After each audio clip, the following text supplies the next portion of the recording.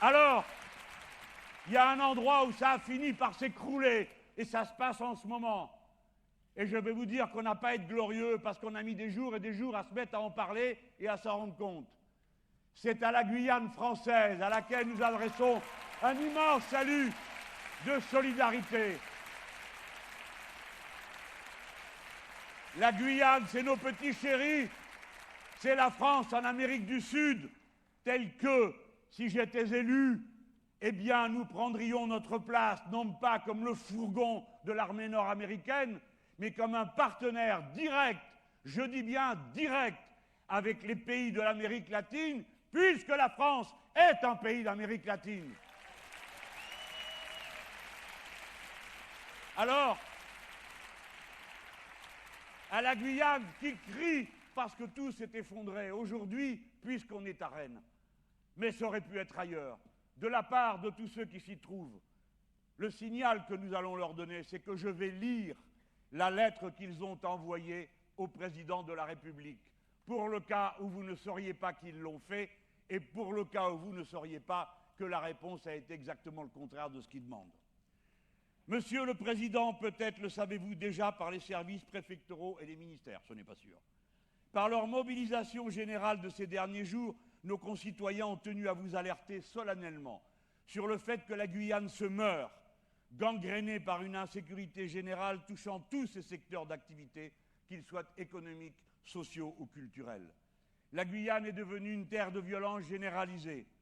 Violence économique, elle se manifeste par l'absence totale de croissance réelle, par un non-développement entretenu, ayant pour conséquence la destruction régulière du tissu économique.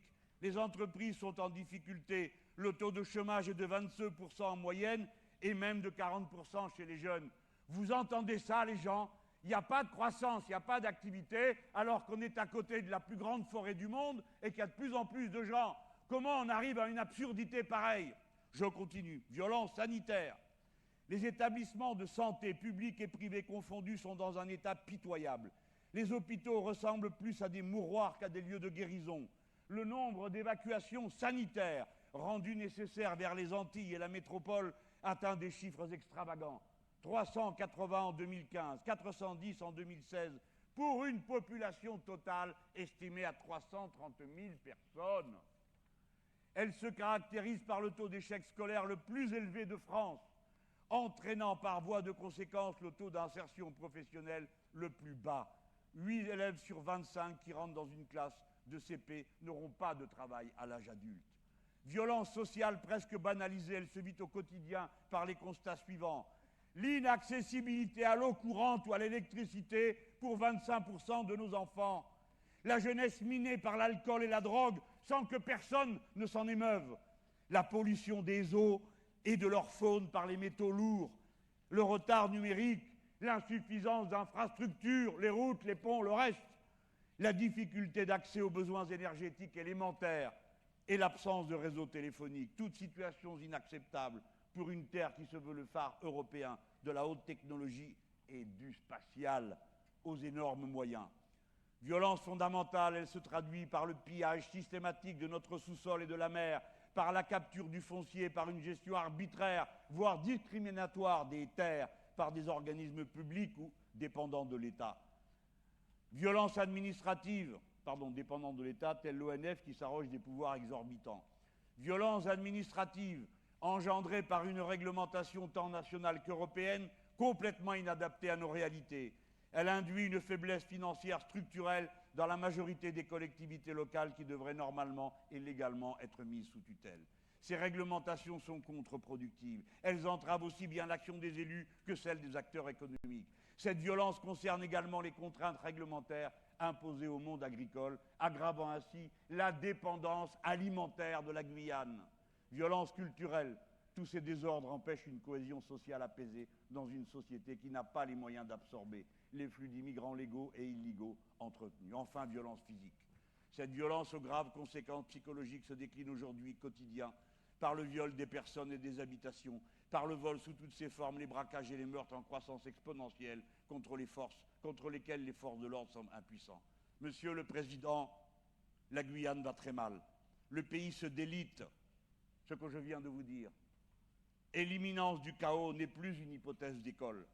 Il y va de l'avenir d'une population française profondément attachée à sa patrie, qui n'entend pas se laisser détruire. Nous vous prions instamment et respectueusement de dépêcher les ministres concernés, possédant l'autorité et la capacité à décider, afin qu'au terme d'un dialogue ouvert et constructif, des mesures urgentes, efficaces et engageant l'État puissent enfin être prises. Pour le collectif Sauvons la Guyane, regroupant les représentants de la société civile, des syndicats patronaux et de salariés, c'est signé le collectif pour la Guyane.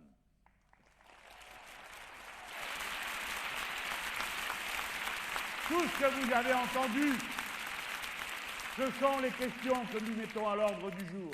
L'État qui a disparu, plongeant la société dans le chaos, des richesses immenses que personne ne pense à utiliser d'une manière respectueuse de la nature. Et quand par hasard on s'en occupe, c'est pour tout détruire autour.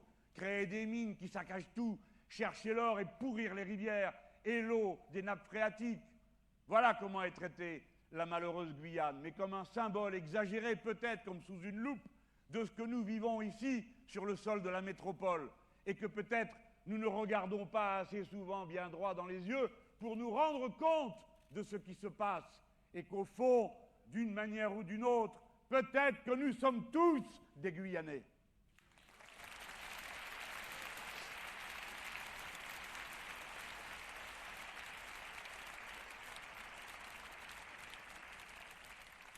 Voilà comment, dans la vie concrète, prend place le programme L'Avenir en commun. La réponse au problème que soulèvent les Guyanais est dans l'avenir en commun.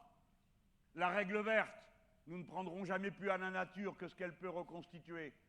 L'organisation sociale, le renforcement des services publics, la priorité donnée à la santé et par-dessus tout à l'éducation de nos petits, parce que plus ils seront éduqués, meilleurs ils seront, et entre eux, et avec la nature, et dans la société.